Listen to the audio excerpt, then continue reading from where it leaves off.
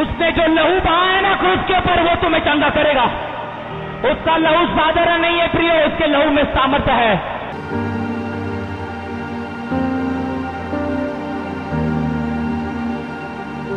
आप ऐसे ही नहीं आए हो, परमेश्वर ने दाम देके मोल लेके खरीदा है तुम्हें।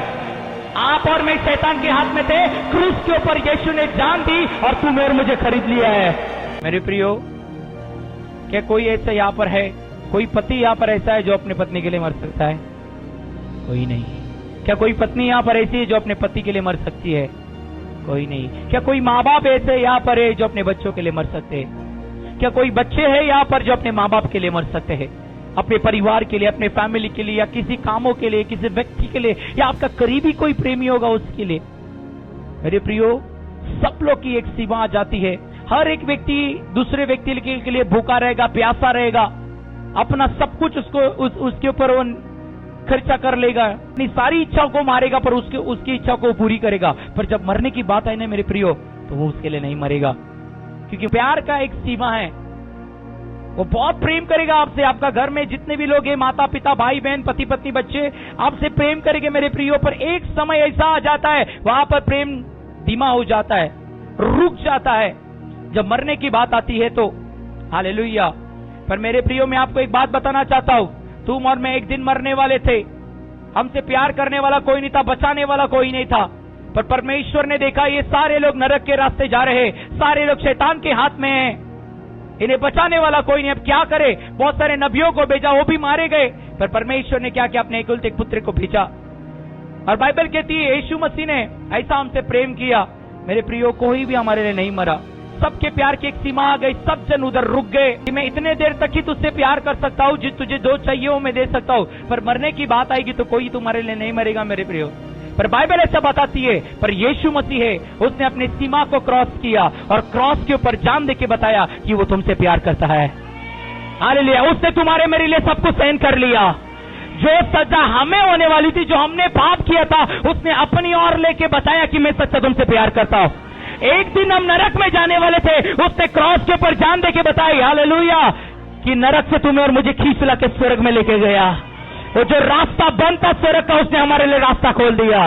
तो बताओ, हम आनंद मनाए कि रोए? रोना तब था जब हम नरक के रास्ते में थे, रोना तब था जब नरक में जाने वाले थे, रोना तब था जब मरने वाले थे। पर अब हमें आनंद करना है, क्योंकि यीशु के द्वारा हमारे लिए स्वर्ग का रास्ता खुल चुका है। यीशु के द्वारा हम अब जीवित रहेंगे। हालेलुया। क्या कोई है जो तुमसे इतना प्यार करता है? क्या कोई है इस संसार में जो आपसे इतना प्यार करेगा? क्या कोई है जो आपको बचाएगा? वचन कहता है कि उसने अभी भी बचाया, आगे भी वो तुम्हें बचाते रहेगा। हालेलुया। आंधी आए, तूफान आए, तुम्हें बचाते रहेगा। बीमारी आए, तुम्हें चंगा करता रहेगा। उसके लहू बहाने से आप चंगे हो चुके हो। उसने जो 39 कोड़े की मार खाई है, जब जब तुम बीमार होगे तब तक वो तुम्हें चंगा करेगा। जब जब तुम संकट में होगे तब तक तुम्हें वो बचाएगा। बाइबल कहती है उसके कोड़े खाने से तुम चंगे हो चुके हो। इससे कोई बीमारी तुम पर राज्य नहीं कर सकेगी। हालेलुया। अरे बीमारी आई ना, आने दो, कोई बात नहीं, चंगा करने वाला आज भी जीवित है। तो मैं आपको पूछना चाहता हूं, क्या कोई है जो आपसे इतना प्यार करेगा? कोई है? यीशु के सिवा कोई है? आपका पति, आपका पत्नी, आपके बच्चे, आपके माँ बाप, कोई है जो आपसे इतना प्यार करेगा? उसके प्यार के आगे किसी का भी प्यार नहीं है। इससे बाइबल कहती है हर एक मनुष्य झूठा है पर परमेश्वर सच्चा है, उसका प्यार सच्चा है। हालेलुया। क्यों ना एक बार जोरदार ताली यीशु मसीह के लिए। God is good all the time. Hallelujah. परमेश्वर भला है हर समय के लिए। आमीन। गुड फ्राइडे हमारे लिए भलाई का दिन है। आमीन। जैसा यीशु मसीह ने जो क्रूस के ऊपर वचन बोला था, उस वचन को पढ़ेगा मैं मत्ती की किताब अध्याय 27 वचन 45 से पढ़ेंगे। तो दोपहर से लेकर तीसरे पहर तक उस सारे देश में अंधेरा छा रहा। तीसरे पहर के निकट यीशु ने बड़े शब्द से पुकार कर कहा, एलेही एलेही लमा शबक्तनी, अर्थात हे मेरे परमेश्वर तूने मुझे क्यों छोड़ दिया। जो वहाँ खड़े थे उनमें से कितनों ने यह सुनकर कहा, वह तो एलिया को पुकारता है। उनमें से एक तुरंत दौड़ा और स्पंज लेकर सिरके में डुबोया और सरकंडे पर से रखकर उसे चुसाया। मेरे प्रियो, क्रूस के ऊपर जो वचन थे, बाइबल कहती है सब कुछ भविष्यवाणी की गई है। जो कुछ 7 वचन यीशु मसीह ने क्रूस के ऊपर बोले हैं, ये सब कुछ पुराने नियम में जो बोला है वो पूरा हो इसलिए कहा गया है। इसलिए जब बाइबल कहती है उसने क्या किया, जब परमेश्वर को जब पुकारा तो लोगों को क्या लगा कि अभी इसे एलिया बचाने के लिए आए। अरे मेरे प्रियो, जब यीशु को पकड़ने के लिए लोग आए थे ना, तभी पतरस ने क्या किया, उसका कान काटा। यीशु मसीह क्या बोलते हैं पता है क्या? तभी बोलते हैं मैं अपने पिता को बोलूंगा ना, स्वर्गदूतों को भेजेगा वो।